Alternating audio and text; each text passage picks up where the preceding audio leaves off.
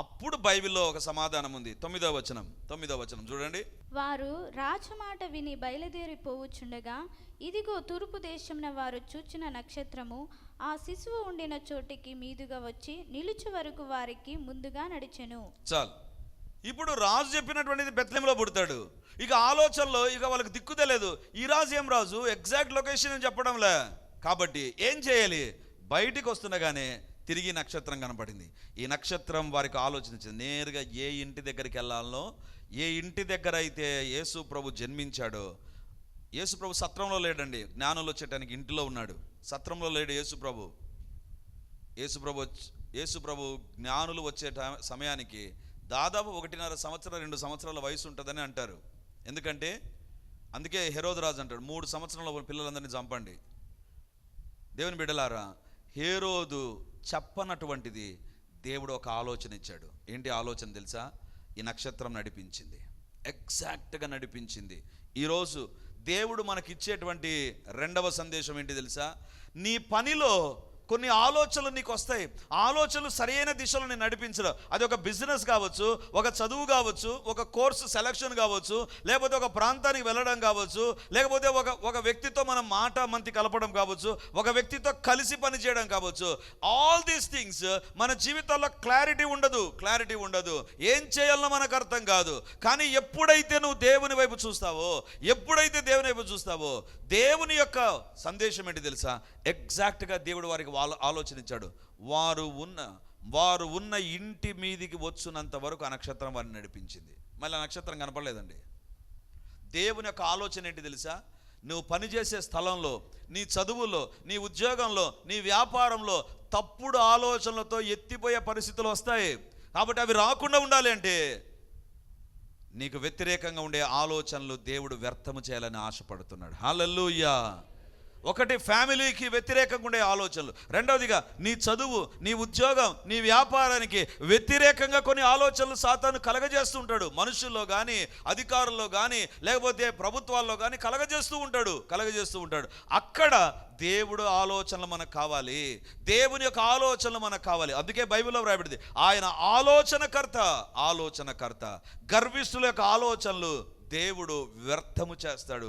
నీ యొక్క చదువులో, నీ యొక్క ఉద్యోగంలో, wherever you are facing this problem, ఈ యొక్క ఆలోచనల విషయంలో if you are led astray, ఒకవేళ ప్రక్కకు వాళ్ళు నడిపిస్తున్నారేమో నిన్ను, లేకపోతే తప్పు మార్గంలో నడిపిస్తున్నారేమో. వీళ్ళు అనుకున్నారు హేరోదు దగ్గర ఉంటాడేమో అనుకొని వీళ్ళ సొంత జ్ఞానంతో వెళితే పెద్ద సమస్య వచ్చింది. బెత్లెహేము అన్నాడు కానీ ఎక్కడ చెప్పలేదు. బైబిల్లో వ్రాయబడింది, ఎగ్జాక్ట్గా దేవుడు వారిని నడిపించాడు. ఇది నా 2వ పాయింట్ ఏంటి తెలుసా? నీ జీవితంలో నువ్వు ఎట్లా వెళ్ళాల్సింది నీకు అర్థం కావడం లేదా? ఏం చేయాలనో అర్థం కావడం లేదా? ఎలా ముందుకెళ్ళాలనో అర్థం కావడం లేదా? ఏం చేస్తే ఈ సమస్య నుండి బయటకు వస్తామని అర్థం కావడం లేదా?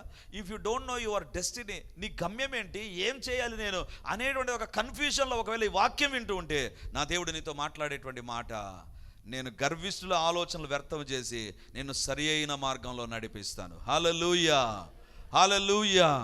దేవుని బిడ్డలారా, అందుకే మనకు దేవుడు ఆలోచనలు చెప్పాలి. దేవుని యొక్క ఆలోచనలు మనకు కావాలి. దేవునికి స్తోత్రం. ప్రార్థనకు వచ్చిన వెంటనే, ప్రార్థన చేసిన వెంటనే ఎన్ని సాక్ష్యాలు మనం వినడం లేదండి. దేవుడు మనల్ని నడిపించాడు. ఈ రకంగా ఉండాలి. దేవుడు మా ఎదుట తలుపులు తెరిచాడు. ఎందుకు? God is a God who is always worried about our future. మన భవిష్యత్తును గురించి ఆలోచించేటువంటి దేవుడు. ఈ జ్ఞానంలో వదిలేశాడండి హేరోదు రాజు.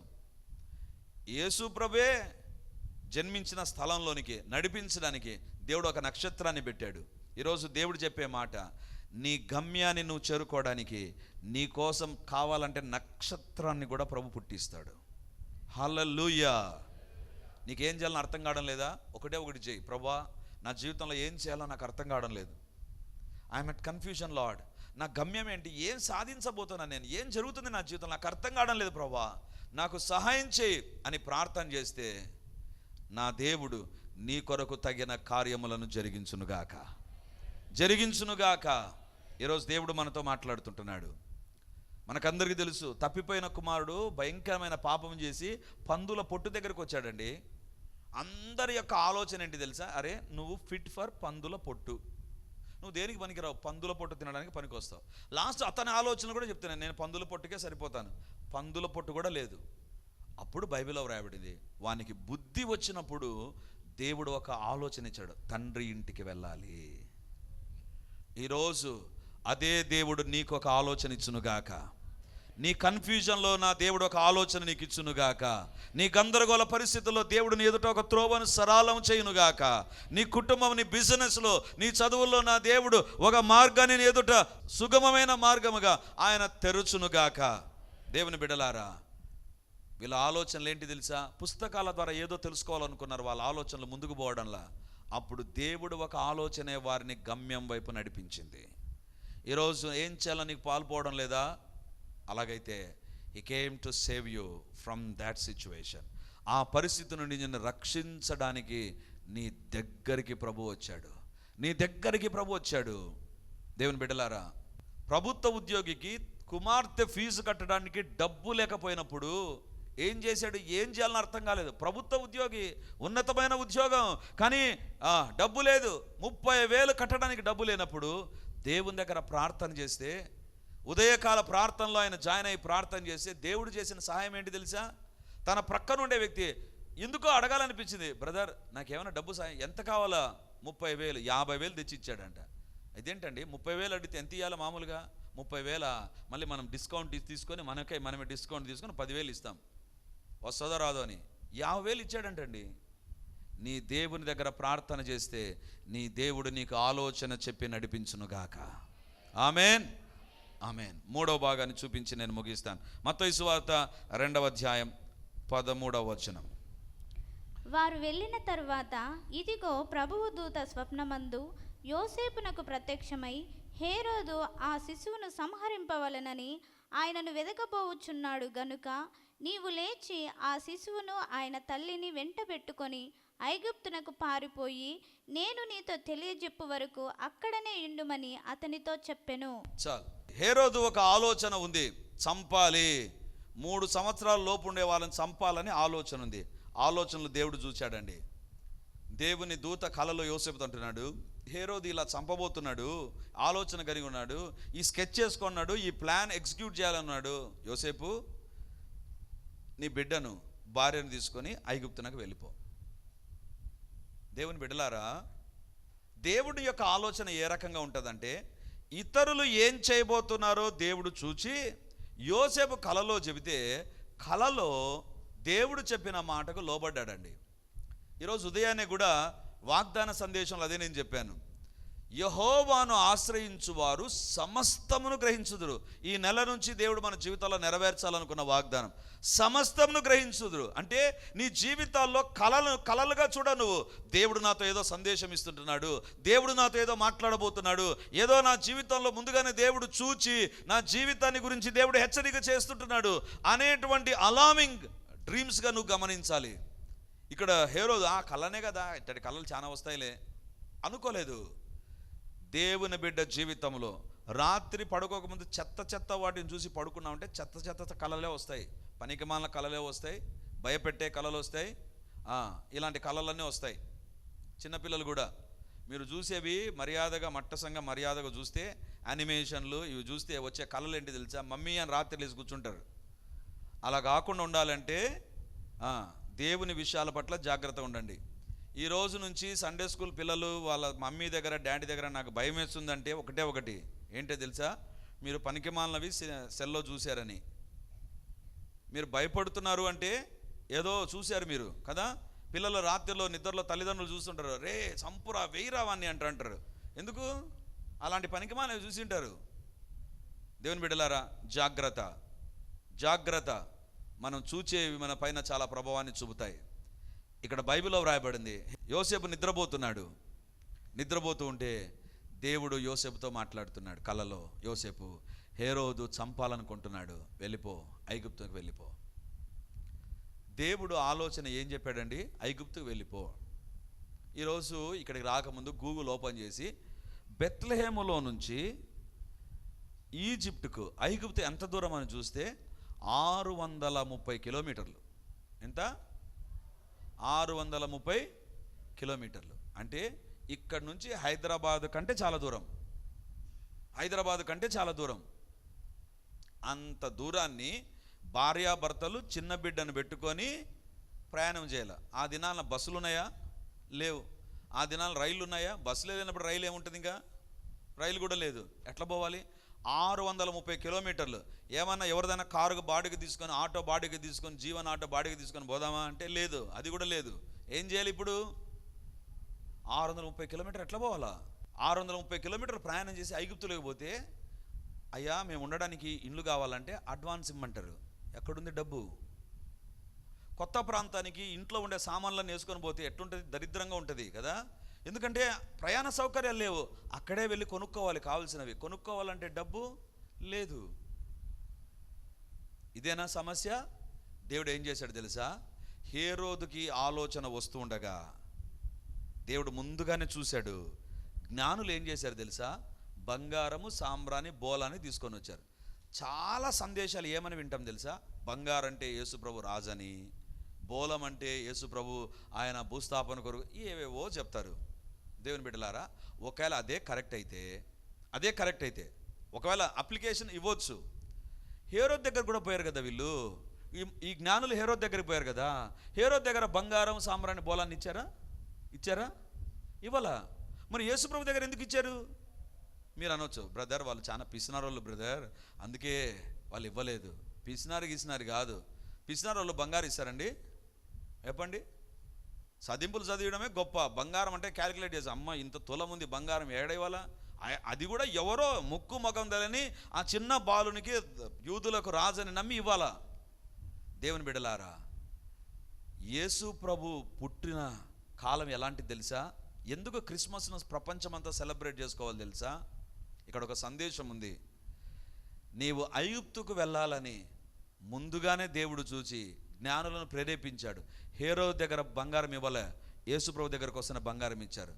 ఇప్పుడు యోసేపు అనుకుంటాడు, 630 కిలోమీటర్లు కాదు, ప్రపంచం తిరిగి రమ్మన్న తిరిగి వస్తా, అంత బంగారం ఉంది నా దగ్గర. కుటుంబం యొక్క భవిష్యత్ అవసరతలను తీర్చడానికి ఆలోచించే దేవుడు ఉన్నాడు. హల్లెలూయా, హల్లెలూయా. హేరోదు చంపుతాడని జ్ఞానులు వెళ్ళిపోయిన తర్వాత జరుగుతుంది అది. కానీ దేవుడు ముందుగానే, జ్ఞానులు బయలుదేరినప్పుడు ఏం తీసుకురావాలండి? జ్ఞానులు ఇప్పుడు జ్ఞానం ఎక్కువగా ఉందనుకో, వాళ్ళు బంగారము, సాంబ్రాణి, బోలాన్ని తీసుకొని వస్తారంటే వాళ్ళ పుస్తకాలు తీసుకొని వస్తారు, లేదా వాళ్ళ మాట తీరుతో వాళ్ళ జ్ఞానాన్ని ప్రదర్శిస్తారు. ఈ జ్ఞానులు ఎలాంటి వాళ్ళు తెలుసా? హేరోదు దగ్గరికి వెళ్ళినప్పుడు బంగారం ఇవ్వాల, బోలం, సాంబ్రాణి ఇవ్వలే వాళ్ళు. యేసుప్రభు దగ్గరకు వస్తున్నా కానీ యేసుప్రభు ఇంట్లో తమ పెట్టెలు విప్పి బంగారం ఇచ్చారు. ఎవరు? దేవుడు తెలుసా? నీ అవసరతలు ముందుగానే గుర్తించి నీ కొరకు ఆలోచన చేసి సహాయాన్ని అందించే దేవుడు ఉన్నాడు. హల్లెలూయా. వాట్ ఎ గ్రేట్ గాడ్ అండి వి ఆర్ సర్వింగ్. 630 కిలోమీటర్ల ప్రయాణానికి అవసరమైనటువంటి డబ్బు, 630 కిలోమీటర్లు దాటిన తర్వాత ఐగుప్తులో ఉండడానికి అవసరమైనటువంటి డబ్బు, అక్కడ ఉండడానికి ఎంతకాలం ఉన్నారు? హేరోదు చనిపోయేంత వరకు అక్కడే ఉన్నారు. ఎన్ని సంవత్సరాలు ఉన్నారు? అన్ని సంవత్సరాలకు అవసరమైనటువంటి డబ్బు బంగారం రూపంలో వాళ్ళ దగ్గరకు వచ్చింది. నీ దేవుడు నీ కోసం ఆలోచన కర్తగా ఉన్నాడని మర్చిపోవద్దు. ఆయన నీ కుటుంబాన్ని గురించి ఆలోచన చేస్తాడు. కానీ నువ్వు చేయాల్సిన ఒకటి, దేవుని గురించి ప్రతిరోజు ఆలోచన చేయి. దేవా, నీకు వ్యతిరేకంగా నేను ఏమన్నా చేస్తున్నానా? నీ వాక్యానికి వ్యతిరేకంగా ఏమన్నా జీవిస్తుంటున్నానా? దైవ సేవకులకు వ్యతిరేకంగా ఏమన్నా మాట్లాడుతున్నానా? నా జీవితంలో వాక్యానికి లోబడకుండా నేను వ్యతిరేకంగా వెళ్ళిపోతూ యాక్షన్స్ ఏమన్నా చేస్తున్నానా? మోసం చేస్తున్నానా? దేవా నన్ను క్షమించు. నీవు దేవుని దగ్గర నీ జీవితాన్ని సరిగా ఉంచుకొని ఆలోచన చేస్తే నా దేవుడు నీ కోసం ఎన్ని ఆలోచనలైనా చేయడానికి సిద్ధంగా ఉన్నాడు. హల్లెలూయా, హల్లెలూయా. దేవుని బిడ్డలారా, there is a provision for a family.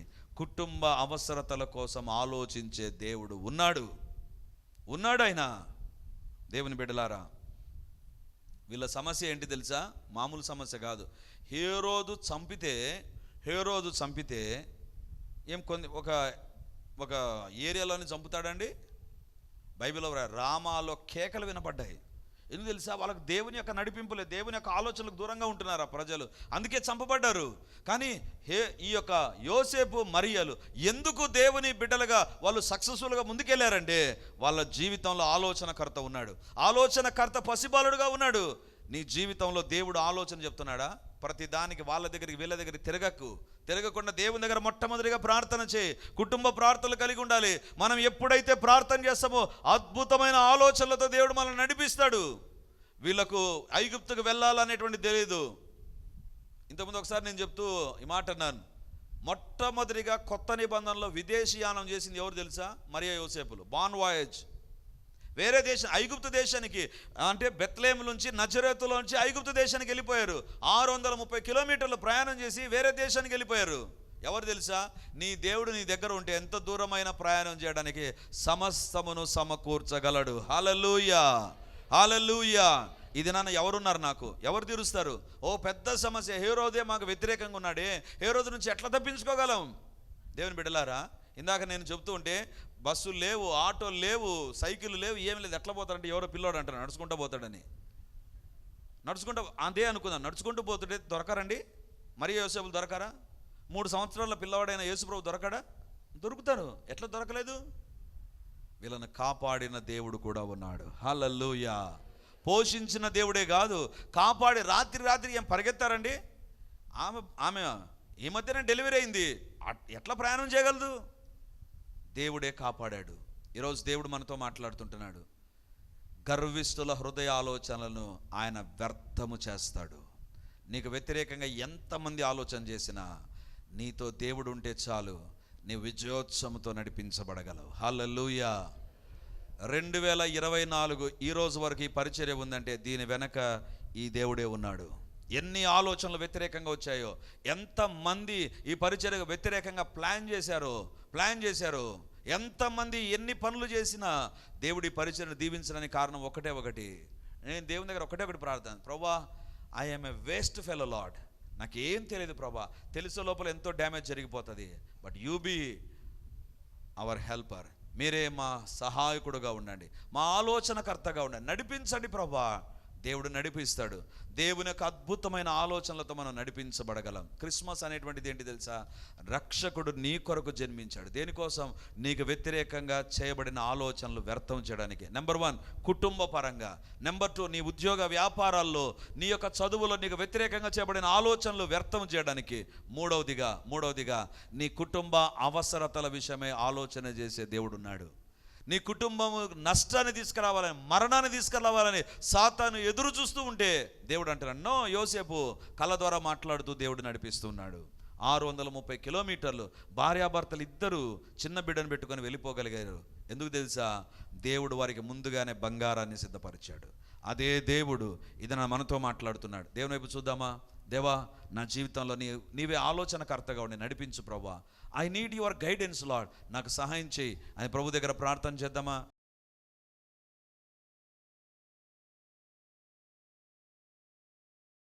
దేవునికి స్తోత్రాలు. నా పేరు సౌజన్య. నేను ఆర్డీఓ ఆఫీస్ నందు సీనియర్ అసిస్టెంట్గా పనిచేస్తున్నాను. ఇంత మునుపు నేను చెన్నూరు ఎంఆర్ఓ ఆఫీస్ నందు పనిచేస్తుండగా అక్టోబర్ నెలలో నాకు ట్రాన్స్ఫర్ వచ్చింది. నేను చెన్నూరు ఆఫీస్లోనే ఉండాలి అని ప్రార్థించాను, కానీ ఆర్డీఓ ఆఫీస్లో సీనియర్ అసిస్టెంట్గా నన్ను బదిలీ చేశారు. ఆర్డీఓ ఆఫీస్లో జాయిన్ అయ్యాను. సుధీర్ భరత్ ఒకసారి ప్రార్థన చేయించుకొని ఆర్డీఓ ఆఫీస్ కాకుండా మరలా చెన్నూరు ఎంఆర్ఓ ఆఫీస్కు ట్రై చేసుకుందామా అనుకున్నాను. ఆదివారం సుధీర్ బ్రదర్ ఇచ్చిన మెసేజ్, నీవు తల దించుకొనవు, అది వినిన తర్వాత దేవుడు మాట్లాడాడు. నెగిటివ్గా థింక్ చేయకుండా ప్రార్థించాలి, అప్పుడు దేవుడు సహాయం చేస్తాడు అని చెప్పినప్పుడు నేను దేవుని సహాయం చేస్తాడు అని నేను నమ్మాను. సో నేను ఆర్డీఓ ఆఫీస్లోనే ఉండాలి అని అనుకున్నాను. నన్ను దేవుడు తలదించుకోకుండా చేస్తాడనే విశ్వాసంతో ఉన్నాను. ఆఫీస్లో చాలా పెండింగ్ వర్క్ ఉన్నా కూడా మన శక్తి సరిపోదు కొన్నిసార్లు. అప్పుడు మనకు దేవుడు సహాయం చేస్తాడు అని సుధీర్ బ్రదర్ సందేశం ద్వారా నేను ఎంతో బలపరచబడ్డాను. నా ఉద్యోగంలో దేవుడు సహాయం నేను అనుభవిస్తూ ఉన్నాను. అంతేకాక నేను అక్టోబర్ నెలలో 20వ తేదీన ఒక ఎగ్జామ్ ఉంటే విజయవాడలో రాసి వచ్చాను. ఆ ఎగ్జామ్ పాస్ అయితే నెక్స్ట్ ప్రమోషన్కి ఎలిజిబుల్.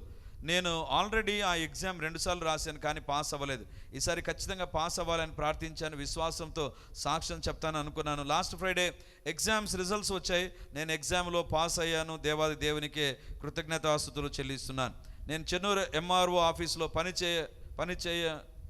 లేకుండా ఆర్డీఓ ఆఫీస్లో ఉండాలి అని సుధీర్ బ్రదర్తో ప్రార్థన చేయించుకొని డిసైడ్ అవుదాం అనుకున్నాను. కానీ దేవుడు ప్రేయర్ చేయించుకోకముందే తన వాక్యం ద్వారా నాతో మాట్లాడి నా కన్ఫ్యూజన్ నుండి సమాధానం ఇచ్చాడు. తన వాక్యం ద్వారా బలపరుస్తున్న దేవునికి స్తోత్రాలు కలుగునుగాక. హల్లెలూయా. వాక్యం అందుకే వినాలి. వాక్యము నీతో మాట్లాడుతుంది. నీ సమస్యలతో మాట్లాడుతుంది, నీ జీవితాన్ని మారుస్తుంది. ఒక దిశ నిర్దేశం అనేటువంటిది వాక్యం చేస్తుంది. సో తన యొక్క తలంపులన్నిటినీ వాక్యానికి అనుకూలంగా మలుచుకున్నప్పుడు దేవుడు సహోదరిని తన ఉద్యోగంలో దీవించాడు.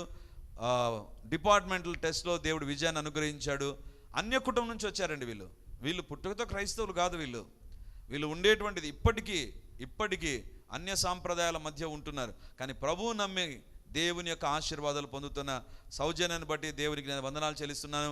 దేవుడు ఈమె భర్తను అన్ని రకాలుగా దీవించును గాక. గాడ్ బ్లెస్ యూ అమ్మ.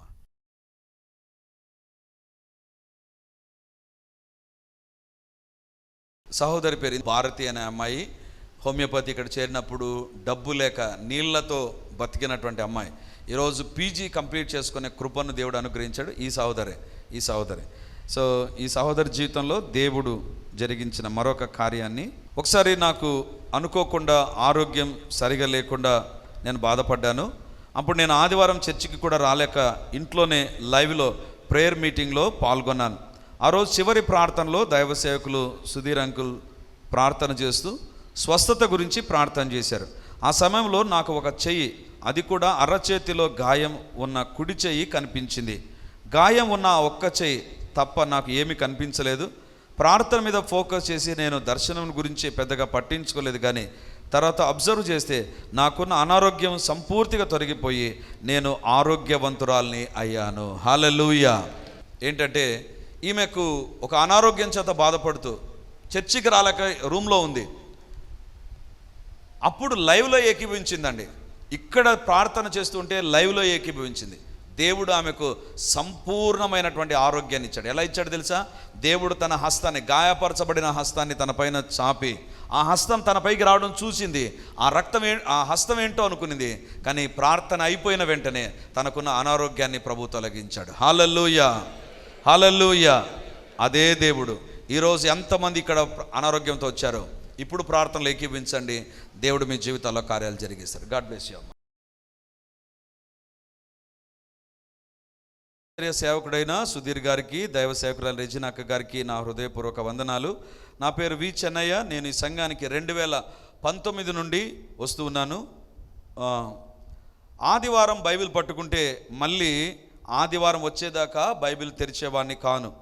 పూర్తిగా వాక్యం నాకు అర్థమయ్యేది కాదు. కానీ ఈ సంఘానికి వచ్చిన తర్వాత ఇప్పుడైతే క్రొత్త నిబంధనను 2 సార్లు చదివాను.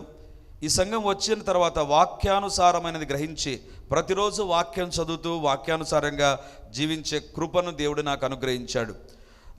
కొన్ని నెలల కిందట నాకు యాక్సిడెంట్ అయింది. స్పృహ వచ్చాక నేను సుధీర్ అన్నకు ఫోన్ చేసి చెప్పాను. అప్పుడు అన్నగారు హైదరాబాదులో ఉన్నారు. మన సంఘ సహోదరులు 2 రిమ్స్కి వచ్చారు. నాకు వెన్నుపూస బాగా నొప్పి పట్టింది. 3 నెలలు బెడ్ రెస్ట్ తీసుకోమన్నారు. ఆ తర్వాత అన్నాక 2 మా ఇంటికి వచ్చి ప్రార్థన చేశారు. ఆర్థిక సహాయం కూడా చేయడం జరిగింది. ఇంత మంచి ఆత్మీయ సంఘానికి దేవుడు నాకు ఇచ్చినందుకు నేను కృతజ్ఞతాస్తుతులు చెల్లిస్తున్నాను. హల్లెలూయా.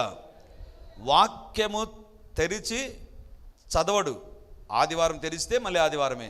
అలాంటి వ్యక్తి పరిచర్యకు వచ్చిన తర్వాత శారీరక స్వస్థత సరే, కానీ వాక్యాన్ని చదివేటువంటి కృప, ధ్యానించేటువంటి కృప. ఆయా సందర్భాల్లో చెన్నయ్యకు ఉండేటువంటి టాలెంట్ ఏంటంటే తనకు వచ్చిన అనుభవాన్ని పాట పాడి నాకు రికార్డ్ చేసి పెడతాడు. పాట పాడతాడు, తనే పాట పాడి రికార్డ్ చేసి పెడతాడు.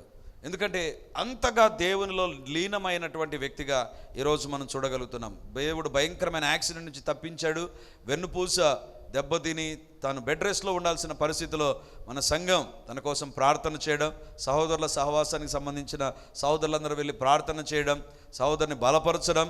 ఈరోజు తన కుటుంబంతో రెగ్యులర్గా పరిచర్యకు వస్తూ తాను దేవునికి నమ్మకంగా జీవించే కృపను దేవుడిచ్చుండగా సమస్త మహిమ ఘనత దేవునికే కలుగునుగాక. ఆమేన్. ప్రియమైన రిడీమర్ సంఘమునకు నా దేవుడైన యేసుక్రీస్తు నామమున వందనాలు. నేను బాప్తిసం విషయంలో అందరూ బాప్తిసం తీసుకున్న వారిని గేలు చేసేవాడిని. కానీ ప్రభు బల్ల సమయమందు బాప్తిసం తీసుకున్న వాళ్ళు మాత్రమే పాల్గొనవలనని సేవకుడు చెప్పినప్పుడు నా మనసుకు కష్టంగా ఉండేది. ఎందుకంటే నా తల్లిదండ్రులు చిన్నతనమనే నాకు బాప్తిసం ఇప్పించి ఉన్నారు. కానీ ఒక దినం బాప్తిసం విషయం సేవకుడు బయలుపరిచినప్పుడు నేను బాప్తిసం తీసుకున్న వాళ్ళని తలంచి దేవుని ప్రార్థించి నేను 25/3/2024 తేదీన బాప్తిసం దైవ సేవకుని ద్వారా తీసుకోవడం జరిగింది. ఈ కార్యక్రమంలో నన్ను నడిపించిన దేవునికి, సహోదరుడు సుధీర్ గారికి నా వందనాలు. రెండవదిగా, ప్రియమైన సంగమా, 10-11-24వ తేదీన ఆరాధన ముగించుకొని ఇంటికి వెళ్ళిన తర్వాత విపరీతమైన గొంతు నొప్పికి గురి అయినాను. ఆ రాత్రంతా నిద్రలేక కష్టపడ్డాను. మరుసటి దినం అనగా 11-11-24న బ్రదర్ సుధీర్ గారిని ప్రార్థన చేయమని ఫోన్ ద్వారా కోరినప్పుడు ఆయన ప్రార్థించాడు. దేవుడు అద్భుత రీతిగా నాకున్న గొంతు నొప్పిని సంపూర్తిగా తొలగించి నా గొంతు నొప్పి లేకుండా ప్రభు సహాయం చేశాడు. దేవునికే మహిమ కలుగునుగాక. దేవునికి స్తోత్రం. దేవుని బిడ్డలారా, అంకుల్ జీవితంలో జరిగిన కార్యం ఒకటి, బాప్తీసం అనుభవం. తాను చిన్నప్పుడు తీసుకున్న బాప్తీసం విషయంలో దేవుని వాక్యం ద్వారా హెచ్చరించబడి పాప క్షమాపణ నిమిత్తమైన బాప్తిస్మానే ప్రభు వాక్యంలో ఉంది. కాబట్టి పాపములు ఒప్పుకొనుచు బాప్తిసం తీసుకోవాలి, అది బైబిల్లో ఉండేటువంటిది. కాబట్టి ఆ మాటకు విధేయత చూపించి బాప్తిసం గుండా వెళ్ళాడు. ఎన్నో అద్భుతాలు ప్రభు జరిగించాడు. తన కాలుకు ఒక గాయం ఉంటుందండి, ఆ గాయం విషయంలో కూడా ప్రభు కృపనిచ్చాడు. ఆ తర్వాత 11వ తారీఖున ఈ నెల దేవుడు అంకుల్కు తీవ్రమైన గొంతు నొప్పి నుంచి కూడా స్వస్థతను ప్రసాదించాడు. హల్లెలూయా, హల్లెలూయా, హల్లెలూయా, హల్లెలూయా, హల్లెలూయా, హల్లెలూయా, హల్లెలూయా. గొప్ప దేవానికి వందనాలు, గొప్ప దేవానికి వందనాలు. యేసయ్య నామమందు ఇప్పుడు అడుగుతుంటున్నాను ప్రభా, సర్వశక్తి కలిగిన యేసు నామమందు ఇప్పుడు అడుగుతుంటున్నాను ప్రభా, మహిమ కలిగిన యేసు నామమందు ఇప్పుడు అడుగుతుంటున్నాను నాయన, మహోన్నతమైన యేసు నామమందు ఇప్పుడు అడుగుతుంటున్నాను ప్రభా. మాకు వ్యతిరేకంగా కుటుంబాల్లో, చదువుల్లో, వ్యాపారాల్లో, ఉద్యోగాల్లో తండ్రి సాతాను చేసే ప్రతి ఆలోచన బట్టి నీ పాదాల దగ్గరకు వస్తుంటున్నాను ప్రభా. ఆలోచనలు చూసావు నాయన, కాబట్టి ఇప్పుడు అడుగుతుంటున్నాను ప్రభా, ప్రతి ఆలోచన వ్యర్థమగునుగాక, ఆలోచన చేసే వ్యక్తులు చెదరగొట్టబడుదురుగాక, ఆలోచనలన్నీ దేవుని యొక్క ఆధీనంలోనికి వచ్చునుగాక, మా దేవుని యొక్క ఆలోచనలే మా జీవితాల్లో నెరవేర్చబడునుగాక. సాతాను యొక్క ప్రతి ఆలోచన వ్యర్థమైపోవునుగాక, వ్యర్థమైపోవునుగాక, వ్యర్థమైపోవునుగాక, వ్యర్థమైపోవునుగాక, వ్యర్థమైపోవునుగాక, వ్యర్థమైపోవునుగాక, వ్యర్థమైపోవునుగాక. యేసు నామమునందు let every plan of the devil, let every agenda of the devil be cancelled right now in Jesus name. యేసు నామమునందు వ్యర్థమైపోవునుగాక, అది వృద్ధిలోకి రాకుండా నిర్మూలమగునుగాక, నిర్మూలమగునుగాక.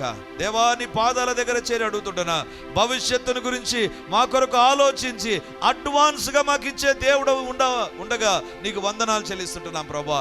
యేసు నామమునందు తండ్రి రాబోయే కాలానికి ఇప్పుడే మా దగ్గరకు రావాల్సిన ప్రతి దీవెన వచ్చునుగాక, మా కుటుంబాల్లోకి వచ్చునుగాక, ఆర్థిక వనరులోనికి వచ్చునుగాక, పరిచర్యలోనికి వచ్చునుగాక, దైవిక కార్యములు జరుగునుగాక, యేసు నామమందు జరుగునుగాక, యేసు నామమందు జరుగునుగాక.